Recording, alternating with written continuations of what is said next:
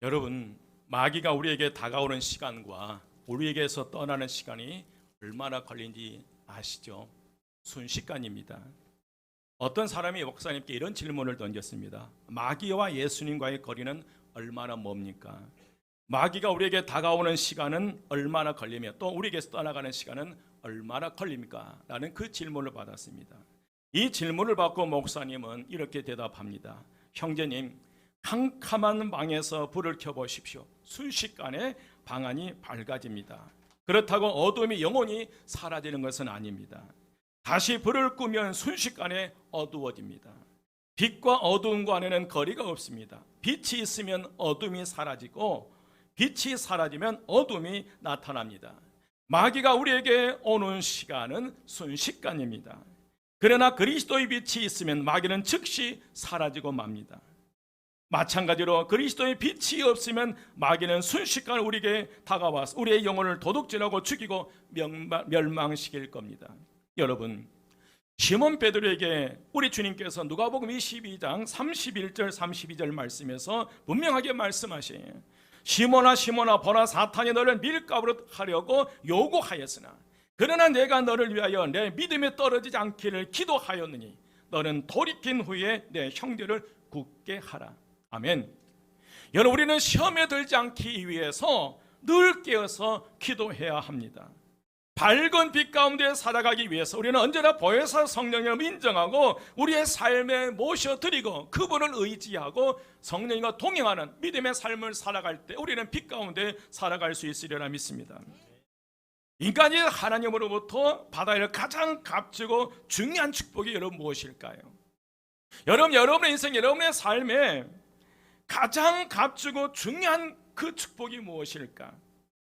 많은 성도님들은 예수 그리스도를 믿음으로 주어진 구원의 축복만을 누리지 보혜사 성령님을 통해 주신 하나님의 은혜와 축복을 누리지 못하고 살아간다는 거예요. 다분히 교회만 열심히 다니시다가 이 다음에 이제 죽으면 천국 가면 되지. 여러분, 구원은 믿음으로 받아요. 그런데 우리의 축복, 하나님께 우리에게 주신 축복은 예수 그리스도를 믿음으로 말미암아 영생의 축복, 거기에서 끝나는 것이 아니라 우리에게 또 다른 하나님의 선물, 축복을 주셨는데 그분이 바로 보혜사 성령님이 함께 하실 때 상상을 초월한 은혜와 축복 가운데 살아갈 수 있으리라 믿습니다.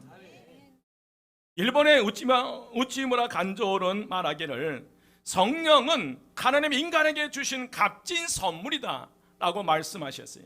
여러분, 그렇습니다. 성령님이야말로 하나님께서 인간에게 주신 값진 선물이에요. 우리는 반드시 성령, 이 보혜사 성령님을 통해 주신 은혜와 복을 누리며 살아가시기를 주의 이름으로 축원드립니다. 이제 예수님께서 승천하시기 전에 이 땅에 홀로 남겨질 제자들에게 가장 필요한 중요한 말씀, 메시지를 주신 게 오늘 본문 내용이에요. 여러분, 사도행전 1장 4절 5절 말씀이에요. 4절 5절 말씀에 보면 사도와 함께 모이사 그들에게 분부하여 이르시되 예루살렘을 떠나지 말고 내게서 들은 바 아버지께서 약속하신 것을 기다리라. 요한은 물로 세례를 베풀었으나 너희는 몇 날이 못되어 성령으로 세례를 받으리라. 예수님께서 승천하시기 전에 제자들에게 당부하였어요. 예루살렘을 떠나지 말고 아버지께서 약속하신 것을 기다리라. 너희는 몇 날이 못되어 성령으로 세례를 받을 것을 말씀하신 거예요. 여러분, 예수님께서 약속하신 분은 성령님이시고 성령님은 하나님으로부터 오시는 예수의 영인 줄 믿습니다. 예수님께서는 보혜사 성령님을 약속하셨어요. 그런데 제자들은 이 예수님의 의중을 알지 못한 채 자신들의 속내를 드러낸 거예요. 이제 예수님의 승천하시면 육신의 몸을 보지 못할 텐데 가장 엄숙하고 중요한 자리에 예수님께 이 땅에 남겨질 제자들에게 가장 필요한 말씀을 하고 있는데, 그런데 그들은 그 주님의 말씀, 가장 인생의 중요한 말씀을 듣지 않고 자신의 생각을, 자신의 속내를 드러낸 거예요. 6절 말씀이에요. 그들이 모였을 때 예수께서 예수께 여쭈어 이르되 주께서 이스라엘 나라를 회복하심이 이때니까 하니. 제자들은 예수님께 이스라엘 나라의 회복에 대해서 질문을 한 거예요. 지금 여기에 가장 중요한 것은 성령 세례를 받으라는 것인데, 약속하신 바 그 약속에 성령이 임하실 때 성령을 받으라는 게 주님의 명령이었는데, 그런데 그들은 여전히 그들의 마음속에 인간적인 생각, 이스라엘 나라를 회복하심이 이때이니까라고 질문을 던져요. 제자들은 하나님 예수님께 이스라엘 나라의 회복에 대해서 말씀하시는데, 여러분 당시 이스라엘은 로마 통치 아래에 있었어요. 그래서 예수님이 부활하시기 전까지 제자들의 관심은 이스라엘을 로마로부터 정치적인 독립을 하는 것이었어요. 그래서 예수님께서 그 정치적인 메시가 되어서 이 로마로의 속박으로부터 이스라엘을 해방시켜주길 것을 기대한 거예요. 그런데 그 예수님이 십자가에 죽으시고 다시 부활하신 거예요. 그 부활하신 예수가 반드시 이제 정치적인 그 욕심을, 그 야망을 이루어 주실 줄 믿었죠. 그런데 뜻밖의 예수님은 전혀 다른 대답을 하셨어요. 7절 8절 말씀이, 7절 8절 말씀 한 목소리로 합독하시겠습니다. 다 같이 시작. 때와 시기는 아버지께 자기의 권한에 두셨으니 너희가 알 바가 아니요 오직 성령이 너희에게 마시면 너희가 권능을 받고 예루살렘과 온 유대와 사마리아와 땅까지 이르러 내 증인이 되리라 하시니라. 아멘. 예수님은 시작과 때가 하나님의 주권 아래에 있다라고 알려주셨어요. 이 종말의 시작과 그 끝에 그 모든 권한은 오직 아버지께 있다라고 말씀하셨어요. 또한 주님께서 제자들에게 그들이 지금 관심을 가져야 할 것은 종말의 때가 언제냐 하는 것이 아니라 성령이 임하면 너희가 권능을 받고 주님의 증인이 되는 것이라고 분명하게 말씀하신 거예요. 여러분, 수많은 이당들은, 잘못된 교리에 사로잡힌 이들은 이 종말론을 강조해서 성도들을 겁박하고 유혹하고 그들의 고통과 괴로움 속에 집어넣어요. 오늘 예수님께서 저와 여러분의 진짜 중요한 건 종말의 때 시기와 결과를 아는 것이 아니라 정말 저와 여러분에게 진짜 중요한 그 말씀을 오늘 주신 거예요. 사랑하는 여러분, 예수님께서 제자들에게 주신 말씀인 이 8절 말씀은 종말의 때와 시기를 아는 것보다 더 중요한 말씀이에요. 2023년 6월을 맞이하는 저와 여러분에 있어서 종말의 때와 시기를 아는 것보다 더 중요한 것은 8절 말씀이에요. 이 8절 말씀이 저와 여러분에게 내마가 되시기를 주의 이름으로 축원드립니다. 오늘은 이 종말의 때와 시기를 아는 것보다 더 중요한 말씀인 이 8절 말씀을 중심으로 주님께서 우리에게 주신 사명을 다시 회복하는 저와 여러분 되시기를 주의 이름으로 축원드립니다. 첫 번째로 우리에게 성령님이 임하셔야 합니다. 한번 따라서 합니다. 우리에게 성령님이 임하셔야 합니다. 아멘. 8절 말씀 상반절이에요. 소두예요. 오직 성령이 너희에게 임하시면. 여러분, 성령님이 너희에게 임한다라는 말씀이 무슨 의미입니까? 시대적으로 성령 시대가 온다는 거예요. 어떤 시대가 도래한다는 거예요? 성령 시대가 도래하는 것을 말씀하시에요. 예수 그리스도는 하나님의 구원의 계획과 약속대로 유대 땅 베들레헴에서 마리아의 몸을 통하여 성령으로 잉타하여 세상에 오셨습니다. 바로 이와 마찬가지로 성령 하나님도 오순절 다락방에 지상에 정식으로 임하신다는 것을 암시하는 거예요. 여러분, 그 전에도 성령님은 계신 거예요. 어느 날 갑자기 성령님이 생기는 것이 아니라 하나님의 창조 사역 그 현장에도 성령님은 계셨다는 거예요. 육신을 입고 베들레헴에 오시기 전에 예수님도 구약에서 메시아로 계셨다는 거예요.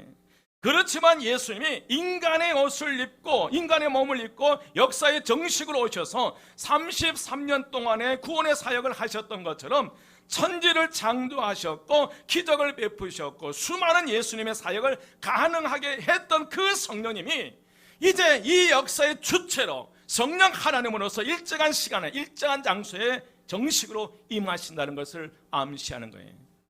여러분, 지금은 성령 시대에 우리가 살고 있습니다.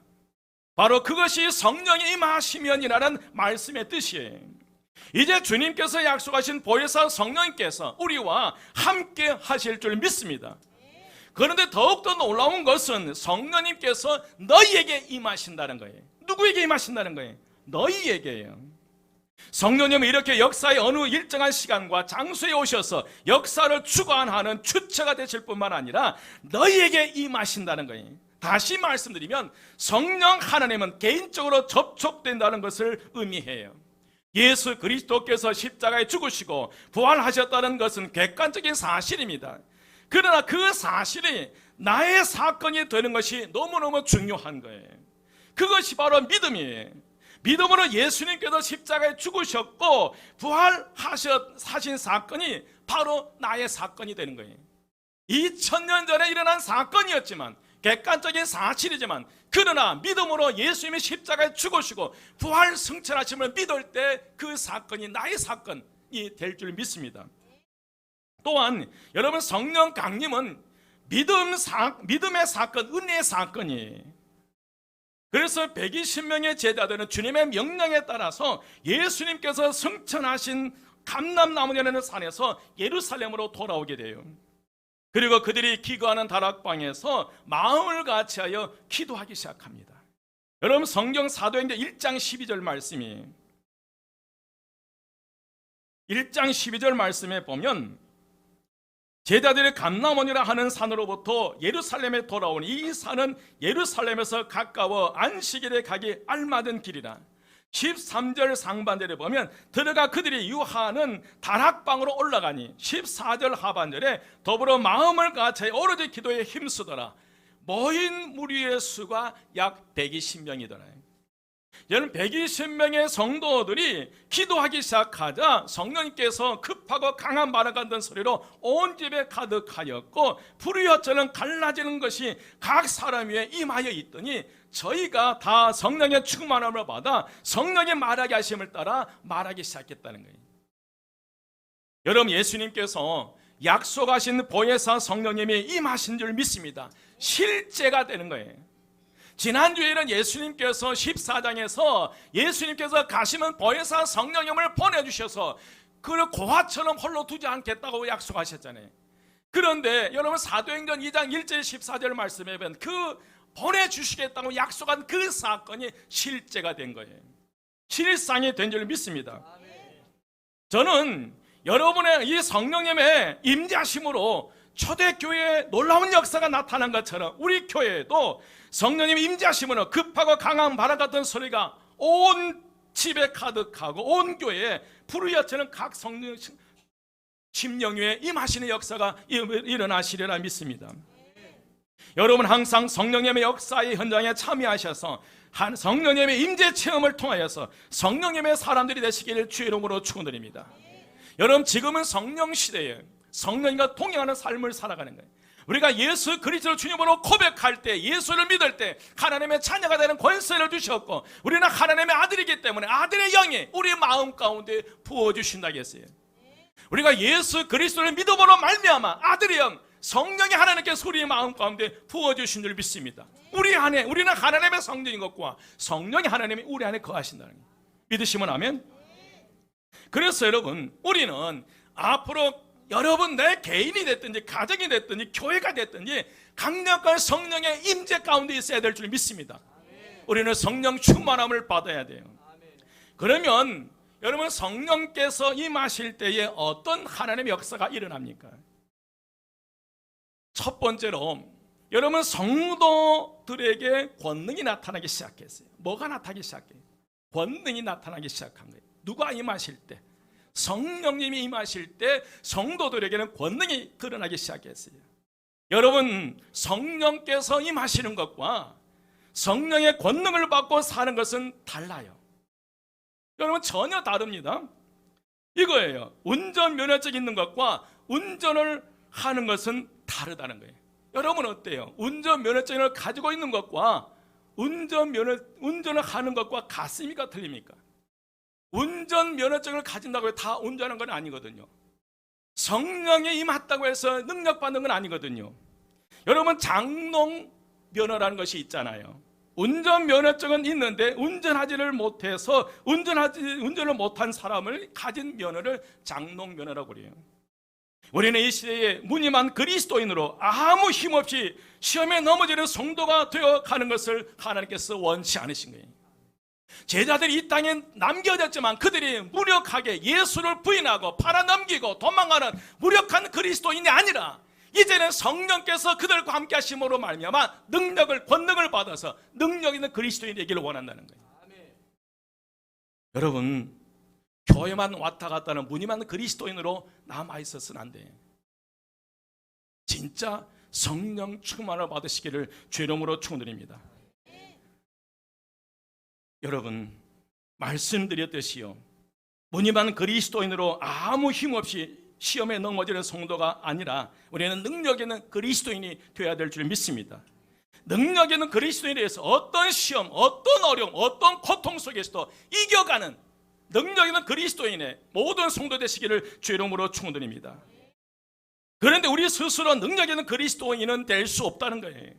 하지만 우리에게 성령이 임하면 저절로 권능이 임한다는 거예요. 오늘 8절 말씀이에요. 오직 성령이 너희에게 임하시면 너희가 뭘 받고요? 권능을 받고, 이 받고라는 단어는 헬라어로 람바노입니다. 람바는 취하다는 거예요. 성령이 임할 때 권능을 강하게 우리가 취해야 될 줄 믿습니다. 여러분, 권능을 받는다는 것은 능력을 받는 생활을 말씀하시는 거예요. 권능의 원어는 두나미스라는 이 말인데 하나님이 주신 능력을 말해요. 두나미스는 세상의 능력이 아니에요. 인간의 노력이나 교육이나 훈련으로 얻은 것이 아니에요. 두나미스는 하나님의 능력이 하나님의 주셔야만이 가능한 줄 믿습니다. 그런데 사랑하는 여러분, 오늘 8절 말씀에서 성령이 임하면 하나님의 능력을 모든 사람에게 주시겠다는 거예요. 어떤 사람에게요? 모든 사람에게요. 그 가운데 누가 포함되어 있다는 거예요?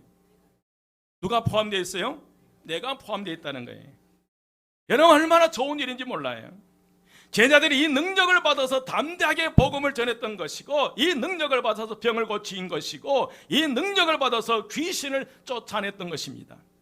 오늘 주님께서 말씀하세요. 오직 성령이 너희에게 임하시면 너희가 뭘 받고? 권능을 받고. 이건 주님의 말씀이에요. 주님께 우리에게 주신 말씀이에요. 제 말이 아니에요. 오직 성령이 너희에게 임하시면 너희가 권능을 받을 수 있다는 거예요. 믿으시면 아멘. 여러분, 우리가 종말의 때와 시기를 아는 것보다 더 중요한 것은 성령의 능력이에요. 성령이 임하시면 가장 먼저 나타나는 게 우리에게 권능이 나타나요. 사실 알다시피 여러분, 제자들의 모습을 보면 그들은 마땅히 권능이 없는 그런 사람들이었어요. 로마인들과 같이 사회적인 특권을 가진 사람도 아니었어요. 유대의 종교 지도자들과 같이 지적으로 탁월한 사람들도 아니었고요. 예수님의 제자들 대부분 제도를 배우지 못했고 신분이 미천한 그런 사람들이었어요. 세상을 상대로 예수님의 증인으로 살아가기는 너무 힘이 없는 그런 사람들이 제자들이었어요.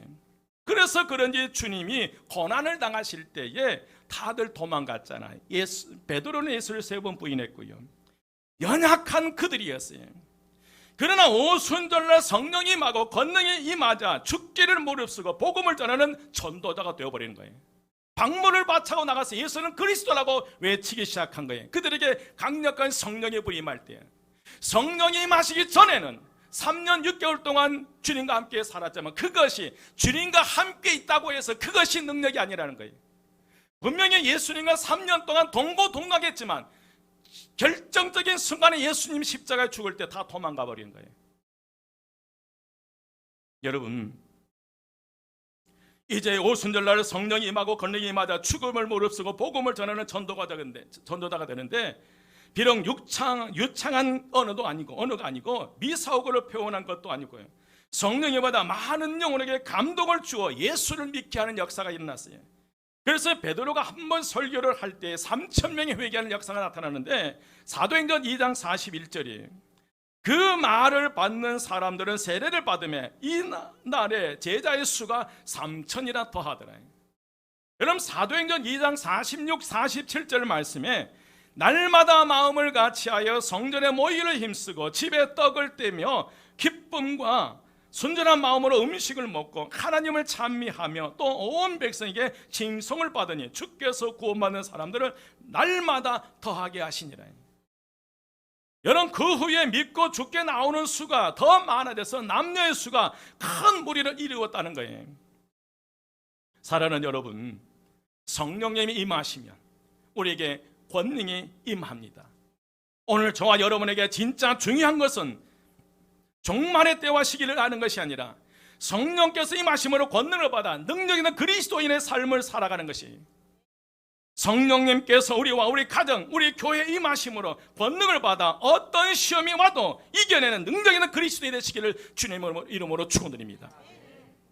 여러분, 무늬만 그리스도인으로 삼지 마세요. 무늬만 그리스도인으로 머물지 마세요. 교회만 왔다 갔다 하는 예수 믿는 교회 다니는 사람 말고요, 교인 말고 진짜 예수 믿는 능력 있는 그리스도인 되시기를 주의 이름으로 축원드립니다. 여러분, 자녀들은 부모의 신앙생활 다 보고 있어요. 그 가정에 어려움이 왔을 때 우리 부모님들이 그 어려움들을 어떻게 이겨가는 걸 보고 있는 거예요. 그런데 자녀들이 보는 앞에서 교회는 다니는데 어려움이 올 때마다 세상적인 방법으로 풀어가고요, 힘없이 맥없이 주저앉아 절망해버리면 그 자녀들이 무엇을 보고 하나님 앞에 나가겠어요?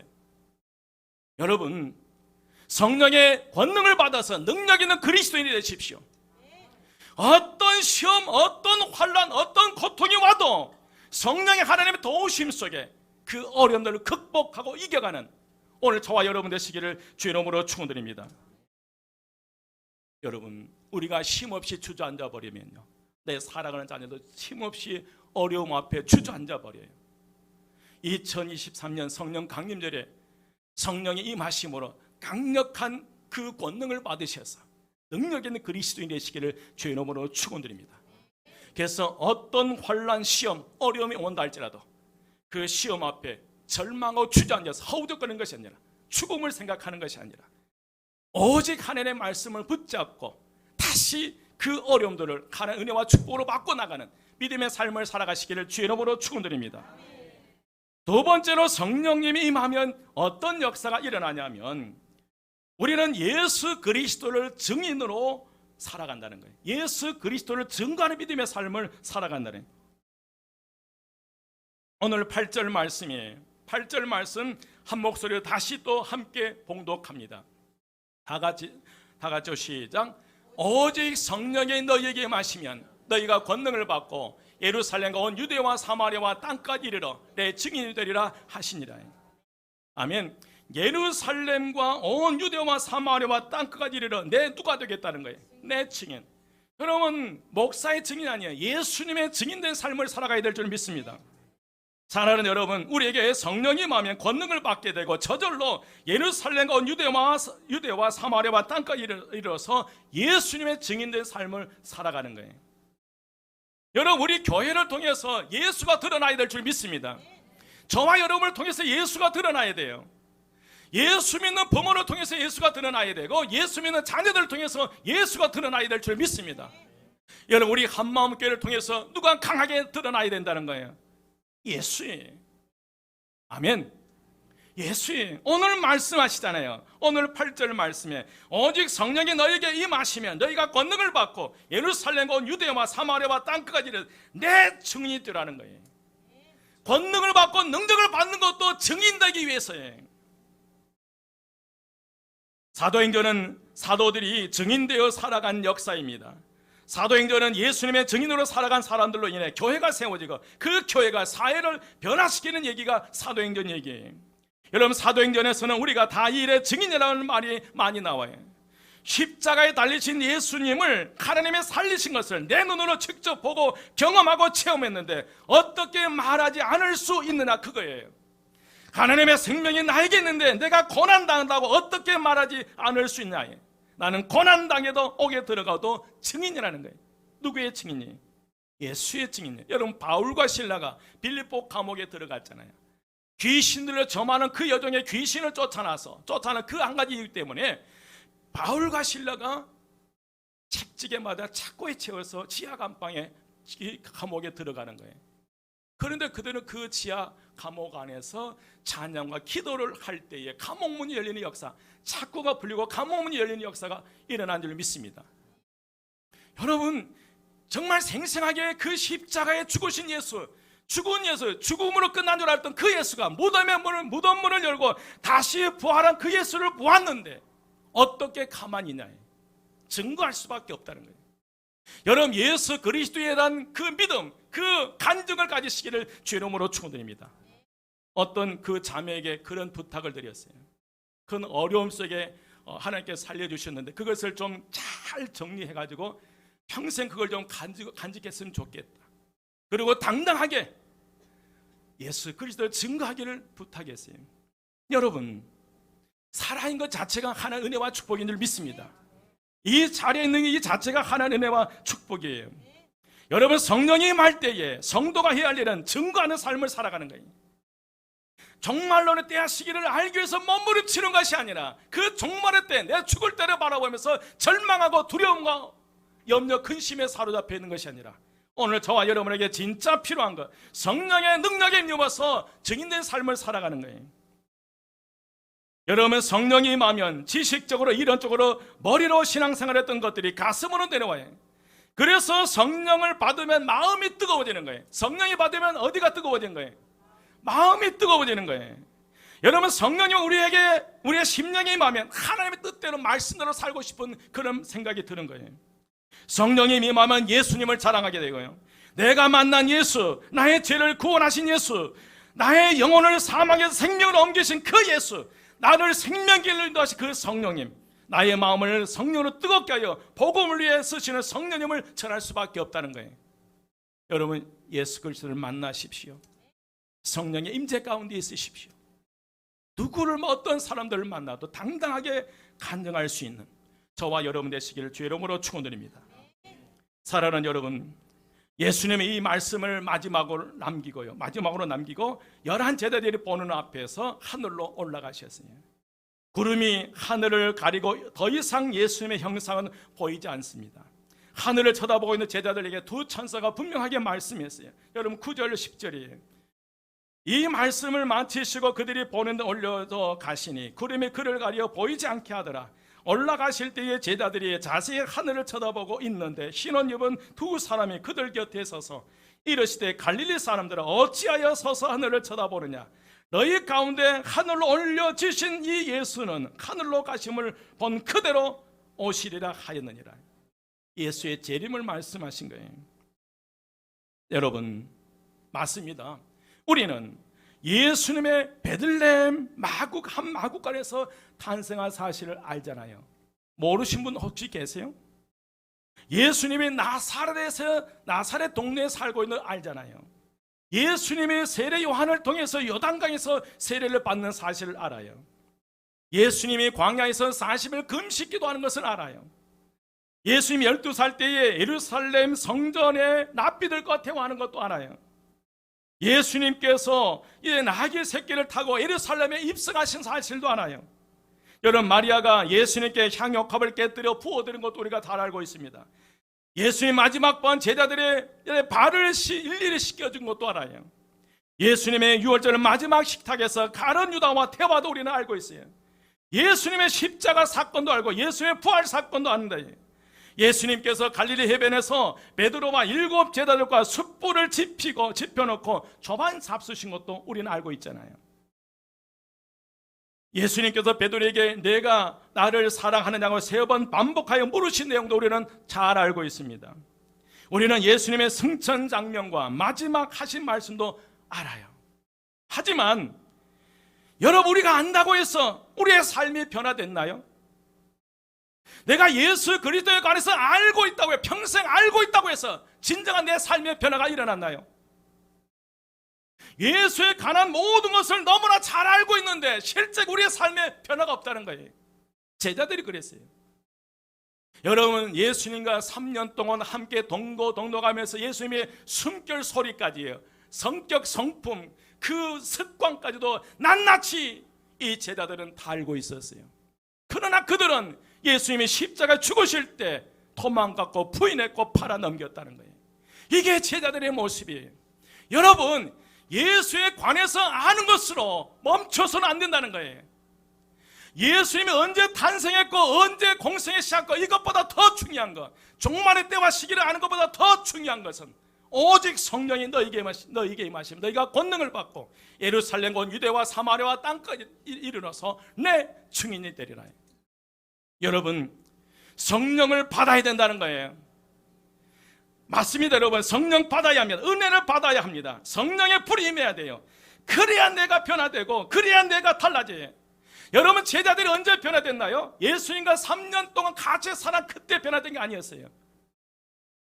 120명이 다락방에 들어가서 기도하는 가운데 성령의 임재 체험 이후에 그들은 성령 충만을 받아 성령의 말하게 하심 따라 말하기 시작하면서 방문을 박차고 나가서 예수는 그리스도라고 외치기 시작했어요. 여러분, 저와 여러분에게 진짜 필요한 건 성령님이 임하시는 것이고 성령의 권능을 받는 것이고 예수 그리스도의 증인된 삶을 살아가는 것이 오늘 2023년 이 성령 강림주일에 주신 은혜와 축복과 사명인 줄 믿습니다. 여러분, 내가 성령 체험해야 돼요. 성령 체험해야 내가 변화되거든요. 내가 변화되지 않고는 결코 누구도 변화되지 않더라고요. 나는 전혀 변화가 없는데 자녀들에게 변화되라고 하는 것도 문제고요. 목사가 변화되지 않는데 성도들에게 변화되라고 하는 것도 이것도 문제고요. 여러분, 2023년 이 성령 강림절 그냥 헛되이 보내지 마시고요. 다시 한번 우리가 간절히 기도하는 가운데 성령 충만한 가운데 우리의 삶에 변화되는 역사가 일어나시기를 주 이름으로 축원드립니다. 그래야 개인도 부부도 가정도 교회도 나의 범사도 나의 신앙생활 나의 교회생활 나의 일상도 달라지고 변화될 수 있으리라 믿습니다. 여러분, 아멘이시죠? 오늘 8절 말씀이 우리에게 내마가 되도록 간구하십시다. 여러분, 8절 말씀 다시 신앙으로 고백합니다. 8절 하면 다 같이 시작. 오직 성령이 너희에게 임하시면 너희가 권능을 받고 예루살렘 곧 유대와 사마리아와 땅까지 이르러 내 증인이 되리라 하시니라. 아멘. 성령이 임하고 권능을 받아야 땅끝까지 예수 그리스도의 복음을 전거하는 삶을 살아갈 수 있고요. 성령 충만을 받아야 내 삶을 송두리째 변화시켜 갈 수 있다는 거예요. 이제 말씀을 마칩니다. 우리 모든 심령위에 우리 가정위에 우리 교회위에 성령께서 강림하심으로 권능을 받아 능력 있는 그리스도인의 삶을 살아가시기를 주 이름으로 축원드립니다. 옆에 분에게 말씀합니다. 성령 충만을 받고 성령의 권능을 받아 내가 변화됨으로 증인된 삶을 살아가십시다. 여러분, 내가 변화되지 않는데 다른 사람 변화되기를 기대하지 마십시다. 누구부터요? 나부터요. 하나님의 은혜는 누구로부터 시작되는 거예요? 나로부터 시작되는 거예요. 2023년 하나님의 은혜와 축복이 저를 통해서 여러분이 흘러내려가시기를, 여러분을 통해서 주변에, 여러분의 가정에, 여러분의 사업장에, 일터에 흘러내려가시기를 주 이름으로 축원드립니다. 기도드리겠습니다. 부활이여 생명이 되신 우리 주 예수 그리스도의 은혜와 하나님의 크신 사랑하심과 성령님의 감화 감동 충만 역사하심이 성령 충만을 받아 능력된 그리스도의 삶을 살기 원하는 저희 모든 성도들 머리 위에 지금부터 영혼까지 함께 하시기를 간절히 축원드리옵나이다.